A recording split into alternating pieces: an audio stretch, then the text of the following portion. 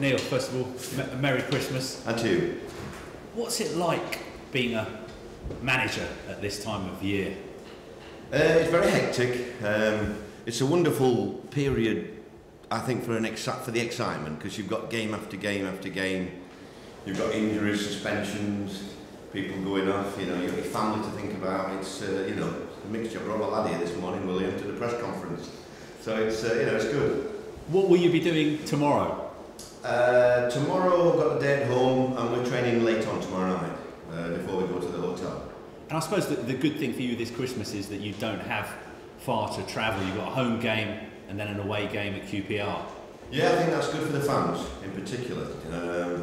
I don't think they've had a Boxing Day game at home for many years, so they were telling me. So I think they've always travelled, away on Christmas Day. So it's a first for them, really, for a long time.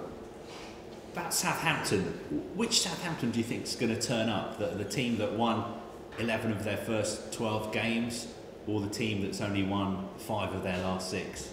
Well, I think in the Premier League, I think they've had a fantastic season. Really, they had 3 or 4 games, but they beat Everton quite convincingly, and I'm sure they'll all be buzzing again. That was without some of the main players. So whichever one, it'll be tough for us. We've struggled to score goals, we've struggled to win games at home at times when we should have done.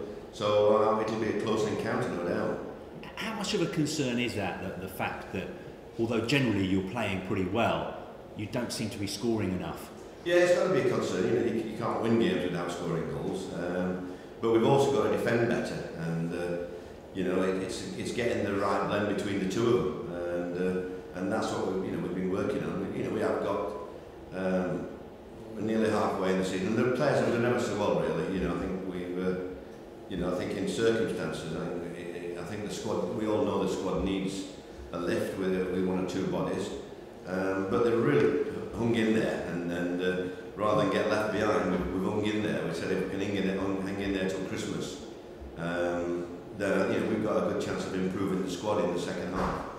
You said there about bringing in 1 or 2 new bodies. How important is it that you move quickly?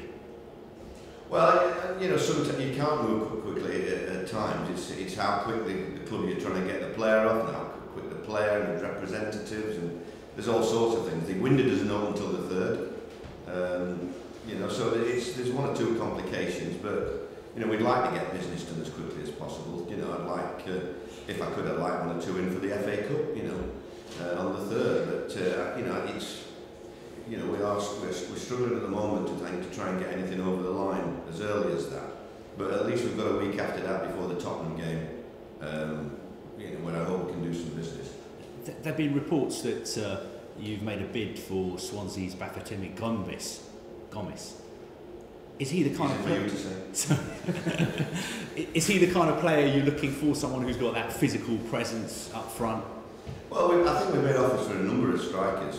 We are short in the striker, especially when Chamak's been missing. We've lacked that physical presence. So we've been looking at 2 or 3 strikers from home and abroad, and we're hoping to get one of those over the line in that first couple of weeks. Would you rather have somebody who's got that Premier League experience, who can hit the ground? Not necessarily, as long as they're good enough. They've got to be better than what we have. We've got some good strikers. I think at the club. We've got to be able to adapt. We've got to be able to change the system at times as well. And so we've got to try and find the strikers that can do that. And that's what we're looking for, to give us another dimension, so to speak. Have you made a bid for Gomis? Well, we've made bids for 1 or 2 players, without going into details who they are, and that's where we are. We're hoping that we can put 1 or 2 over the line as early as possible. But you don't always get your choice, your first choice or your second choice. You have to keep going, and like picking managers. And the 2 left backs you've been strongly linked with is Lazar and Suarez. Either of those close to happening? I'm surprised you haven't mentioned a couple others as well, but they haven't got to you yet then. We're in for 3 or 4 left backs, yeah. I'd like a natural left footer there. Wardie's doing brilliant, but I think I can use Joel elsewhere as well. Jedinak's leaving in January, so he can play midfield, he can play right back. He's a very, very versatile player. So we'd like a full back in as soon as possible. And Glenn Murray, is there a chance that you'll bring him back to have a look at him? Absolutely, yeah. I never wanted Glenn to go in the first place. He's just desperate to play games. And if he was here now, he'd more than likely been playing the last few games. So it's it's a disappointment for me. But we'll have to see who comes in and the numbers game before we make decisions on people like that. And Andy Johnson, what's the latest on him? Andy's been injured for the last 2 or 3 weeks. He hurt his ankle and he struggled to get the match fitness. Doyley was the same, but Doyley's been training really well this last week. He had a game the other day. He had an hour in the game, and he looked quite sharp in Doyley. So with a bit of luck, Doyley might come into the reckoning for the period as well. With Andy, with his contract running out, what are the chances of you giving him a new contract till the end of the season? Well, I'll be talking to him. I've already spoken to him on a number of occasions, and I'll be speaking to him in the next couple of weeks because he's a good clubman as well as Andy, and I think that people like him are few and far between. So I think I'll discuss it with Andy, and then we'll let the media know whenever we come to a decision.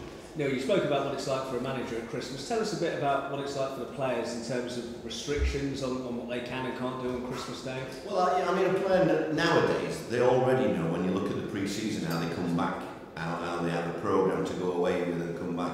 And it's very similar. They know that they've got to be at the top level, at this level, at the Premiership level. I don't think anybody can get away with abusing themselves now like we used to do, at Christmas time. Because it catches up on you, especially with 2 games in 2 days.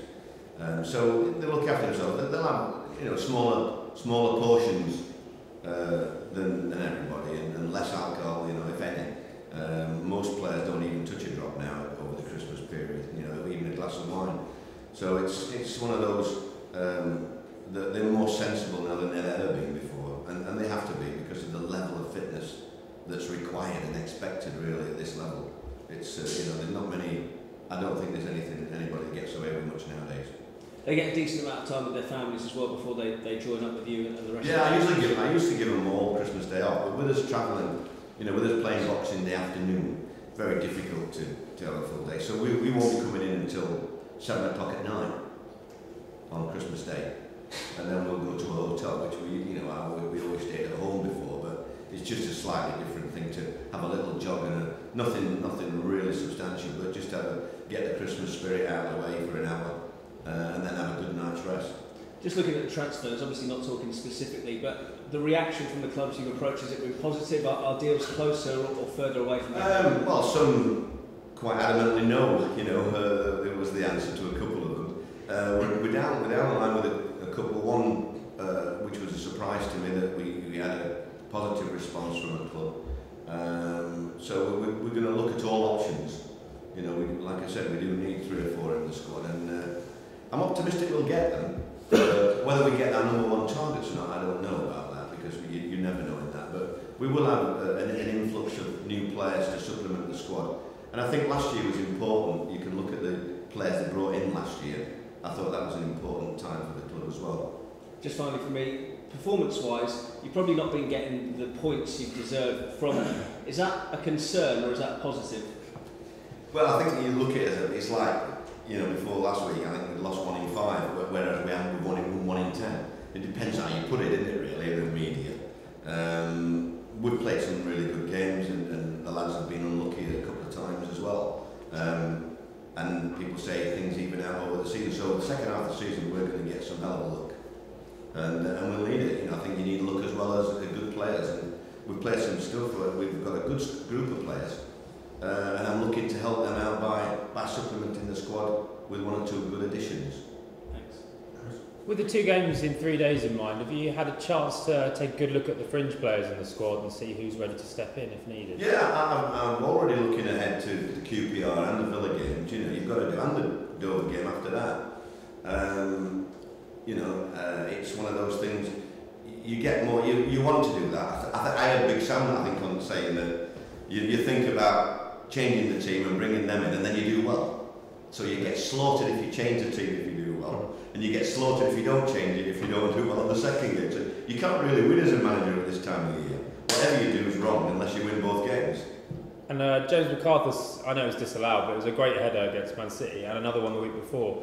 Were you aware he was such a master at heading when you saw No, but I'm aware that he doesn't realise how many goals he can score, and we're pushing him further forward, and he's getting chances every game, and I think that's great for us, you know, because you can't just rely on the strikers to score. We've got to get goals from elsewhere. So I think it's been another string to his bow, which probably even James didn't realise. But not just the goals, he should have had a couple of goals now, but he's been instrumental in a couple of penalties that we've got as well by being in the box. So we're trying to get people like James further forward, and Joe. And I think Joe could score more as well. And finally, you gave him his debut here at Crystal Palace. You looking forward to seeing Nathaniel Klein on Boxing Day? Yeah, I mean he's an absolute gem of a boy. I don't think I've met a nicer lad other than Jagielka. Very similar mould. You get what you see every week in, week out. He gives everything. Lovely family. His mother's a fabulous woman who's taken him everywhere, and we'd be so proud to see him playing even here. But Nathaniel, he'll give the same effort as he does every game. He's a fabulous pro. Yeah, what have you made of Ronald Koeman since he's come into the Premier League? How do you think he's started his life in England? It's obviously easy for him, isn't it? The way the results have gone.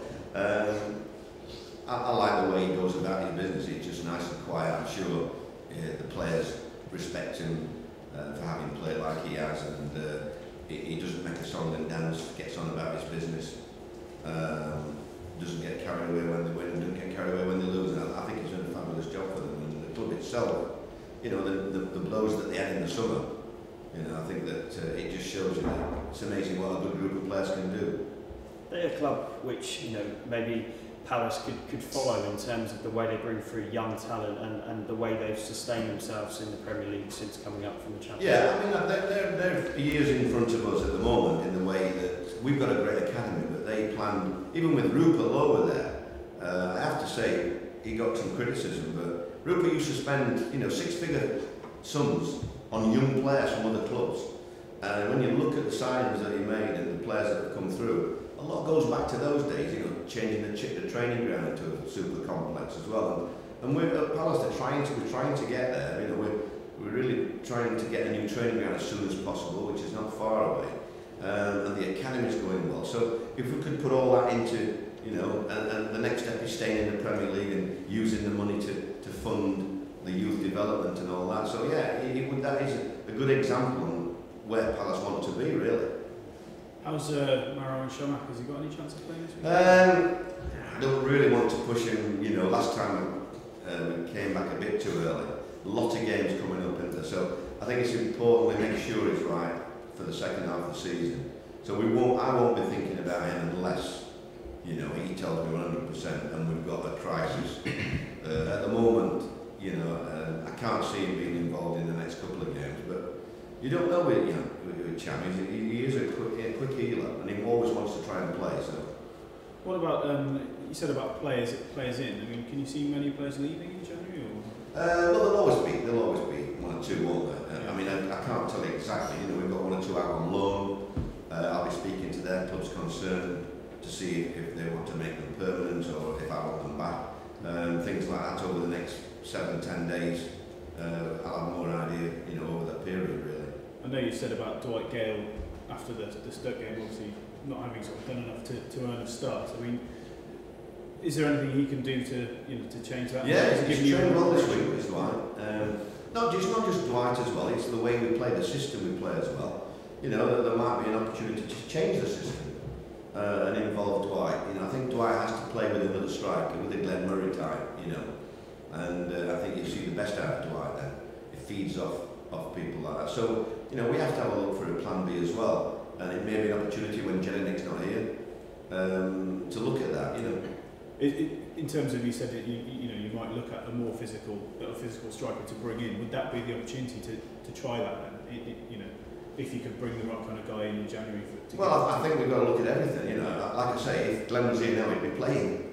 So, there wouldn't be anything, he knows that. I'm sure looking from afar and talking to players, which he still keeps in touch with.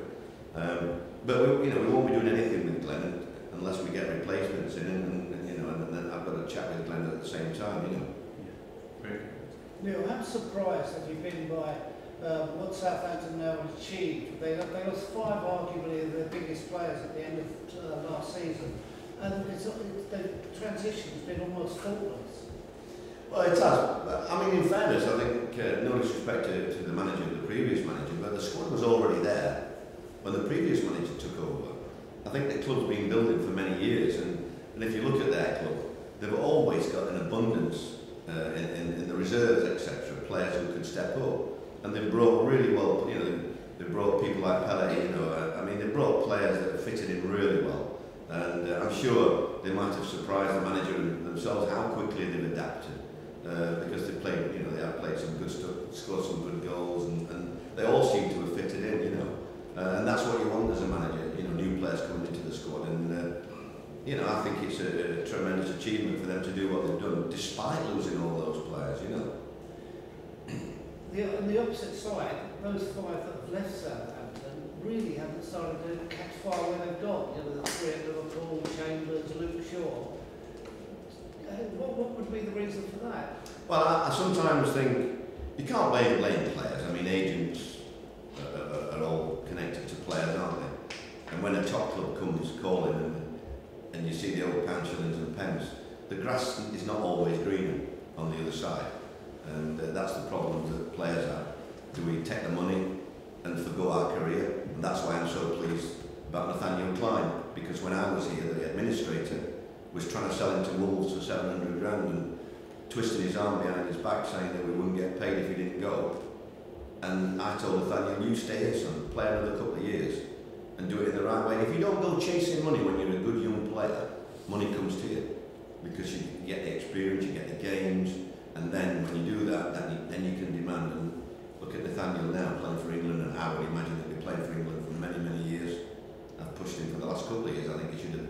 He's always been the best defensive fullback we've had for many years. Okay, cameras off, please. Just written press. Check him up. Yeah. Yeah.